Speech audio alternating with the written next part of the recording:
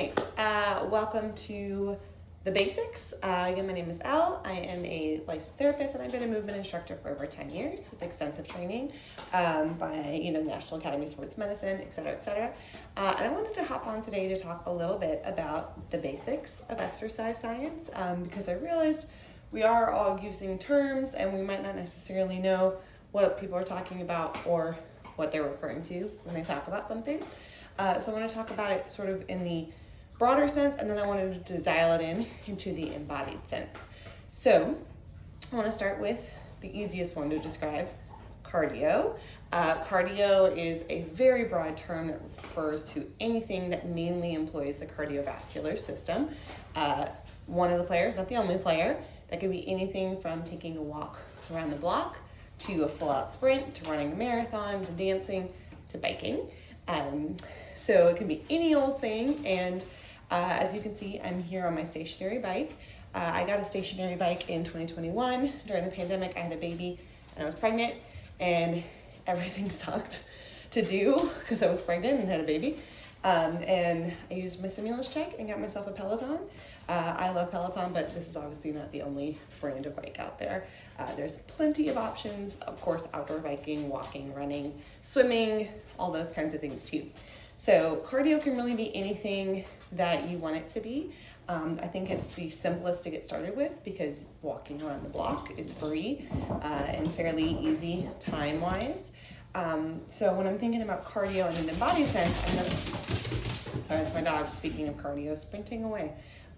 Thinking of it from an embodied sense, I want to talk about my own personal experience. Again, this is going to be different per person, but just what are the types of situations from an embodiment perspective I like to use cardio for.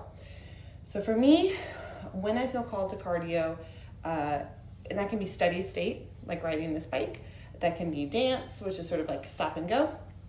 For me, especially if I'm noticing I have a fight or flight response that I didn't get to express in the moment. So, and at this point, after years of practice, I can kind of feel when that's happening. So for instance, trying to think of a good example. If I'm really stressed out about a work email I need to send and I don't really get a chance to breathe that day and it's kind of go, go, go, and I'm really feeling all that stress about it and I have this urge throughout the day to fight or flight, and I can kind of feel that. For me, it kind of feels like a tightening in the chest. I feel heaviness here. I might feel kind of like jittery. I feel like I can't really focus. Might notice like my extremities are tingling or wiggling more, like I have a harder time sitting still. And if I feel like I have that and I don't really get a chance to express that feeling, I can kind of feel that like contraction, the heaviness. And for me, that's a really good time for me to hop on my bike or go on a walk. That really helps me kind of like move that energy out. So that for me is a really good time to do embodied cardio. And when I'm doing cardio from an embodied perspective, I like to use the rate of perceived exertion. You might have heard of this before, but it's a scale of 0 to 10. 0 is I'm asleep, 10 is I'm sprinting as fast as possible up a hill.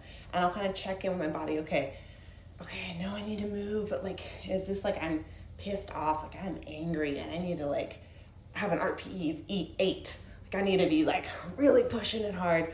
Or is this more like I feel something stuck in there, but I also am feeling really tired and really heavy and like kind of stuck.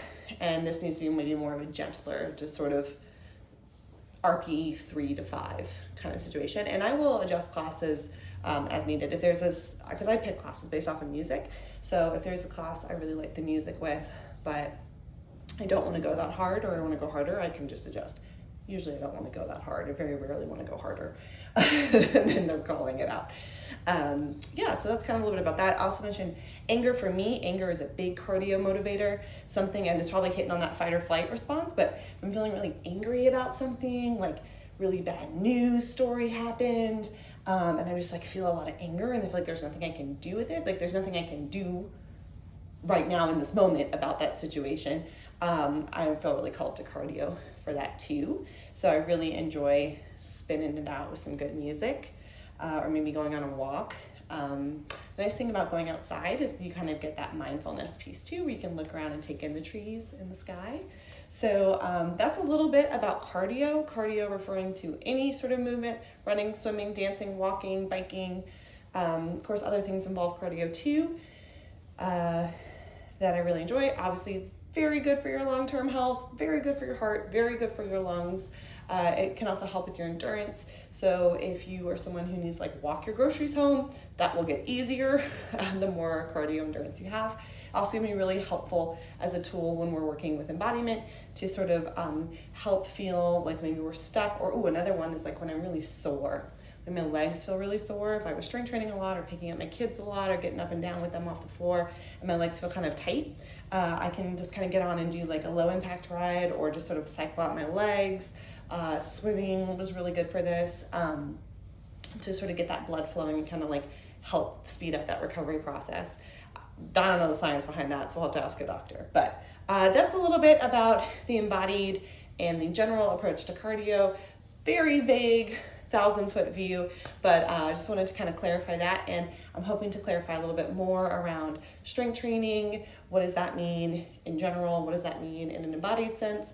Stability and mobility work, and things like that. So if you have any questions, feel free to let me know, and I look forward to keeping this conversation going.